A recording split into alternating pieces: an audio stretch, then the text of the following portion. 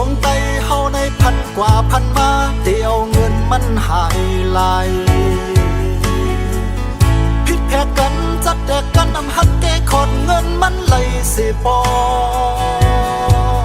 ปานเลยก็กล้วยกุ่มซุ้มข้าวยามกว่ากบลองเจอในอำหูไตเป็นสังป่าดีไตเฮาก็เป็นซองป่าซองเกิงเสหินก้นเมืองปันไม้ย้ายผัดกันหินแจกกันเสขึ้นมาตัดเสียงคันแน่นกันกลุ่มเสใส่กันเนมาบกันว่าจุ้มนั้นอำลีเอาไตซุ่มลายลายเหมือนหนังงูกินห่างไว้ยาวคืนแปดเที่ยงภายหนึ่งเฮาป้อจมหายลายอื่นดึกหน้าก็ขึ้นตึกคอเจ้าเก่าก้อยอำสุดโดไลเป็นโคตรลงไว้ยังจางขึ้นเอาตัวเก่าตาย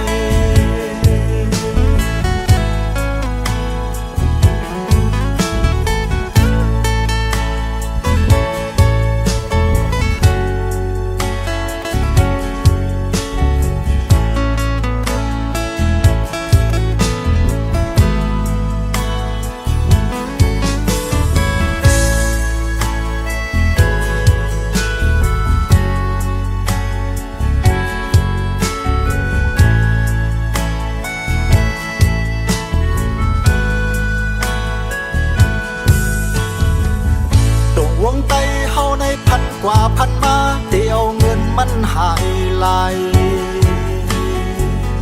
ผิดแพ้กันจัดแดกกันนำหักแก้ขอดเงินมันไหลสิปอปานเลยก็กล้วยกุ่มซุ้มข้าวยามกว่ากบลองเจอในอำหูไตเป็นสังดับซึกจึงไตก็เป็นลายหมู่ลายจุ้มเสขึ้นหุ่มกันตายยื้อก็ไตตายก็ไตทุกข้าขันเจอปลายก็ไตเยาอันเลยมาจ้อยแถมขึ้นก็สำเป็นไตแทงเอาไตเหตุสังกันเหมือนหนัง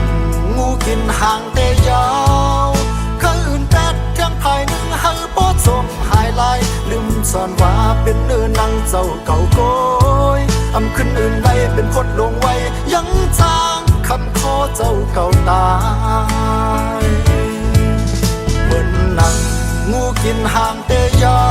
วคืนแปดเที่ยงภายหนึ่งเฮาป้อจมหายลายลืมซ่อนว่าเป็นเนื้อนังเจ้าเก่าก้อยอำขึ้นอื่นใดเป็นคดลงไว้ยังจางเอาคือเจ้าเก่าตายอำขึ้นอื่นใดเป็นคดลงไว้ยัง